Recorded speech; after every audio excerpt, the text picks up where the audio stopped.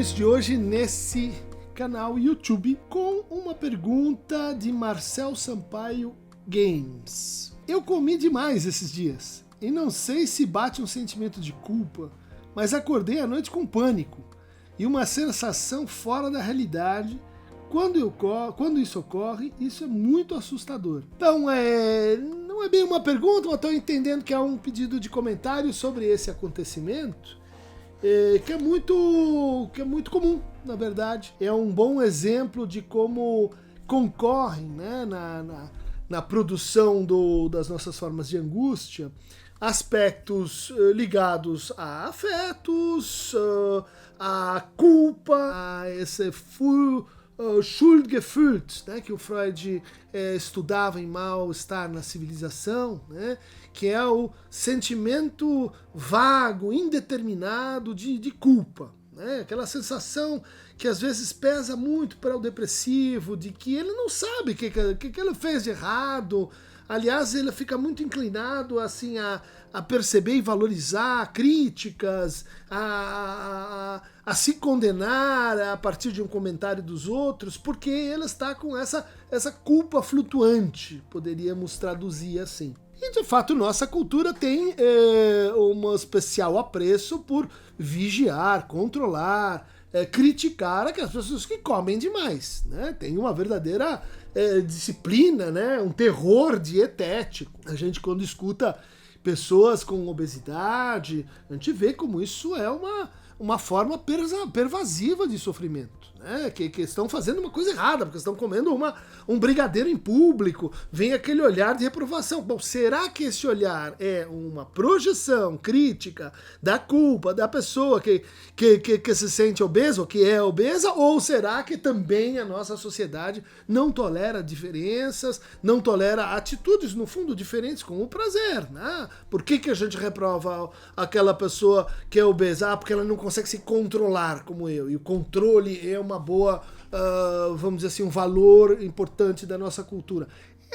Sim e não. O Freud diria assim, é porque se aquela pessoa não consegue se controlar, especialmente se ela é uma mulher, a gente vai dizer assim, será que ela consegue se controlar sexualmente também? É melhor a gente já punir, a gente criticar, a gente olhar de forma a admoestar aquela pessoa que está saindo fora da linha, que não está adequada. Isso leva a muitos sofrimentos, mas vamos voltar aqui para a questão do Marcel. Como essa culpa está mais ou menos latente, a procura de algo para se fixar, ela muitas vezes pode se associar com interpretações de dor, de alterações somáticas, de perturbações no corpo. Isso a gente vê em muitos verdadeiros ataques de pânico, vamos dizer assim. A pessoa, por exemplo, tem um prolapso na válvula mitral. Então, de vez em quando, ela engasga, né? Ela sente uma alteração cardíaca. Aquela sensação é interpretada como tem alguma coisa errada. Tem alguma coisa errada em mim. A pessoa começa a prestar atenção naquela região. Os batimentos ficam mais regulares. Ela libera adrenalina. Ela começa a se preocupar mais e mais. Ela começa a formar um circuito entre angústia e gozo que vai eventualmente evoluir para um pânico. Então isso acontece às vezes, e eu estou assim fazendo uma ilação, né, uma suposição, que você comeu demais e assim passou mal, o seu estômago reclamou, o seu esôfago deu uma resposta, sei lá, de refluxo, você teve um mal-estar intestinal, que eventualmente você não percebeu, porque estava dormindo, mas o seu eu pré-consciente percebeu. E ao perceber, o que ele fez? Ele disse, isso é um sinal de culpa. Isso é um sinal de que você está sendo o quê? Tem dor vindo aqui. De onde vem essa dor? Porque você já estava com sentimento de culpa, vai dormir, aquilo vira uma solicitação somática que confirma a culpa e cria esse circuito de, vamos dizer assim, afunilamento ou de turbilhão entre angústia e gozo. Essa sensação que você se referiu, né, meio fora da realidade, uma sensação de fora da realidade, muito interessante, porque a gente pode dizer assim, porque você estava num estado hipnopômpico hipnagógico, ou seja, entre a vigília e o sono. Provavelmente, porque você comeu demais, você estava assim, na hora de aprofundar o sono, tinha algo que te levava para cima e você ficava numa, vamos dizer assim, muito próximo, né, da consciência. Isso de um lado, né, do lado mais assim, somático.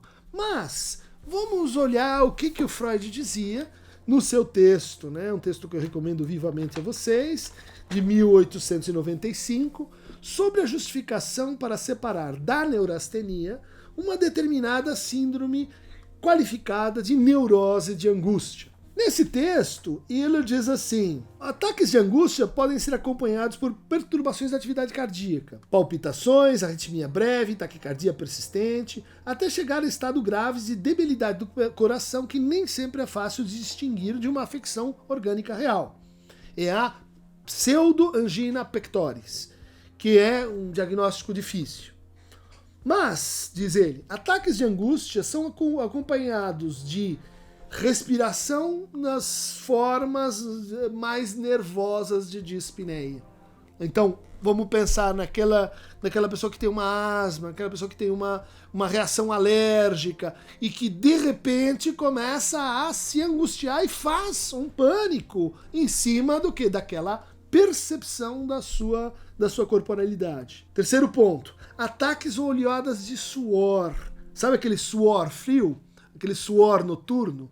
Quando você o sente, muito frequentemente ele vem acompanhado de o quê? Um incremento de angústia. Ataques e tremores e estremecimentos nas extremidades do corpo. Fome insaciável. Olha aí, você não disse que comi demais? Pergunta, de onde veio a fome para você comer tanto? Né? Será que já não estava ali a ansiedade pedindo um destino e você mandou ver aquela x-tudo louca salada em pão de hambúrguer dose tripla?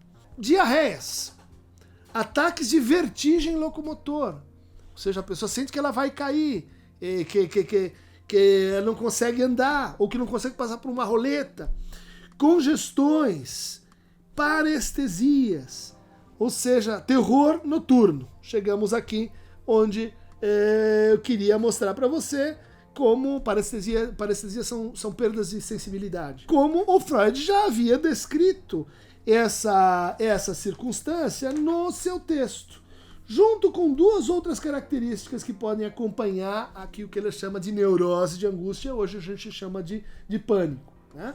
A primeira é o sentimento de estar enlouquecendo, e a segunda é o sentimento de perda da realidade. Exatamente como você aqui descreveu nesse seu pesadelo noturno. Então, está aqui posto um comentário sobre como a gente pode, assim, entender que, sob certas circunstâncias, a gente se produz pânicos, né?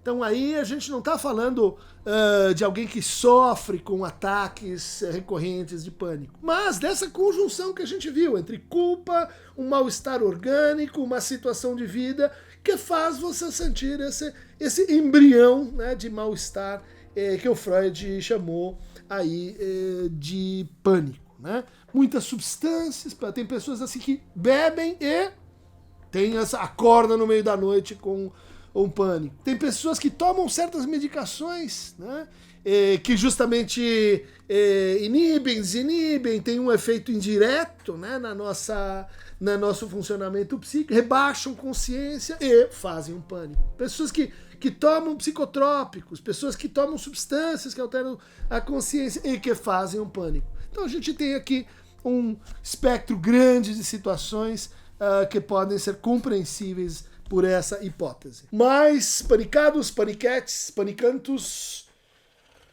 cliquem no Aqueronta Movebo e recebam mais doses pequenas de angústia produtiva. Por hoje é só.